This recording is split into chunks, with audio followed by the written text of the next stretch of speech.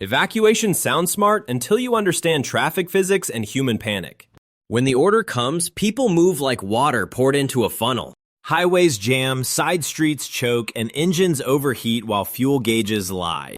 The city exhales its population and leaves behind pressure zones, places nobody wants, places nobody sees, places that suddenly stop being weak because the threat flows past them instead of into them. This is when geography changes teams. What used to be undesirable becomes quiet.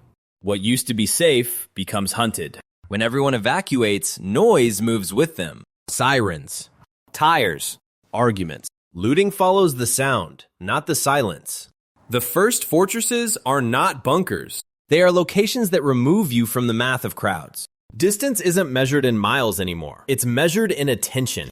If eyes don't linger, hands don't reach. If hands don't reach, time stretches. Time is the only currency that still spins. Abandoned edges harden fast. The outskirts that once felt exposed gain a moat made of disinterest. Wind carries dust away instead of footsteps toward you. Power fails, but darkness favors those who plan for it. Water pressure drops, but gravity doesn't forget how to work. The places that become fortresses share a trait. They don't invite movement.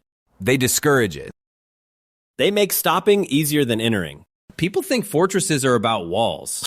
They're about flow control. Who passes through? Who stays? Who can't be bothered? Evacuation drains the map like a tide, leaving dry ground where you can stand without being seen. The danger doesn't disappear.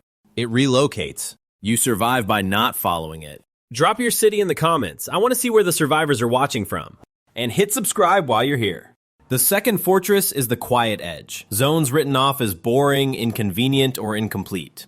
Industrial backlots. Half-developed neighborhoods. Dead-end service roads behind warehouses.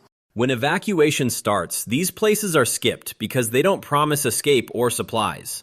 That's the point. They promise nothing, which means nobody competes for them. Concrete and steel age well under stress. Warehouses don't need pretty. They need mass. High ceilings dilute sound. Thick walls soak temperature swings. Loading bays become choke points that favor defenders without looking like defenses.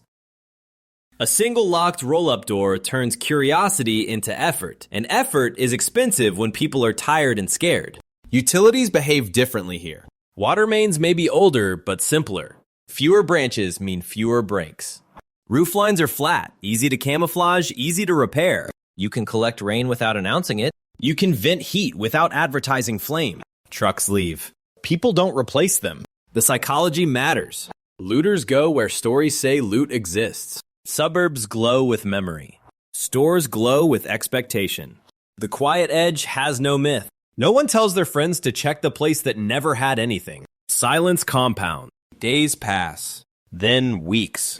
By the time curiosity returns, routines have hardened and the edge is no longer empty. It's occupied by someone who learned the rhythm. Fortresses don't sparkle. They blend. The quiet edge becomes strong because it offers no reward to the impatient. It trades comfort for control. Control is survival. High ground is a lie unless it's the right kind. Rooftops and hills scream ownership. They attract eyes. The fortress elevation is subtle. Half-levels, terraced terrain, parking structures that sit above floodlines but below skylines. Elevation that drains water and noise without becoming a landmark. When evacuation pulls people downhill toward exits, uphill pockets empty. Not the scenic overlooks. The awkward slopes. The places delivery drivers curse. Vehicles avoid them. Feet follow vehicles. The slope becomes a filter. What gets through is slow, deliberate, and alone. Elevation changes weather behavior. Cold air sinks. Smoke drifts. Visibility bends. You learn when to move by watching what the air does, not by checking the clock. You learn which hours belong to you because sound travels differently uphill. A cough carries. A footstep betrays. You adapt and the hill trains you. These places turn into fortresses because approach costs energy. Energy is scarce when calories are rationed and nerves are frayed. A person deciding whether to climb will choose the flat every time. The flat is crowded. The flat is loud. The flat eats itself first.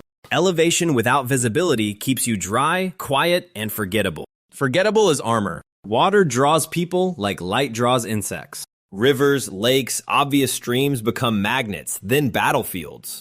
The fortress water source is small, hidden, boring. Gravity-fed springs. Old infrastructure still bleeding quietly. Cisterns tucked into shade. Roof lines that don't drip where anyone can see. When evacuation clears the city, pumps fail and taps lie. People chase blue on maps and follow the noise of generators.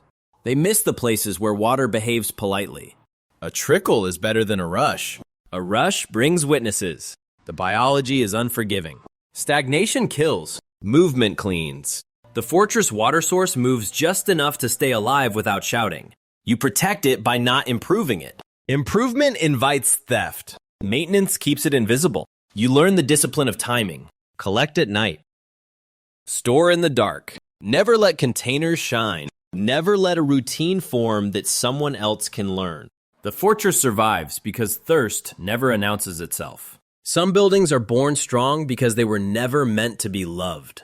Data centers, telephone exchanges, utility offices, schools after hours. They are ugly, heavy, and forgettable. During evacuation, attention flows toward homes and stores. The ignored structures lock themselves by default. These buildings were designed for load, not beauty. Redundancy hides inside them. Thick doors, simple layouts, few windows. They teach you restraint. You don't light every room. You don't occupy every corner. You choose a core and let the rest stay dark. Fortress behavior here is patience. You don't announce repairs. You don't scavenge nearby. You don't turn it into a base that needs defending. You let it be what it was. Boring. Boredom keeps you alive. The final fortress isn't a location on a map. It's the place you decide to stop chasing safety and start practicing it. When everyone evacuates, movement is the disease. It spreads fear and drains resources. The fortress forms where motion ends. You win by choosing a place that doesn't beg you to leave. Somewhere that feeds you quietly, hides you easily, and forgives your mistakes. The best locations become fortresses because they don't promise escape. They promise endurance. Survival isn't about finding the perfect spot. It's about making a forgotten spot stop being fragile. When the road's empty and the noise moves on, the places that remain are strong by subtraction. Tomorrow doesn't care where you wanted to be. It only cares where you stayed alive.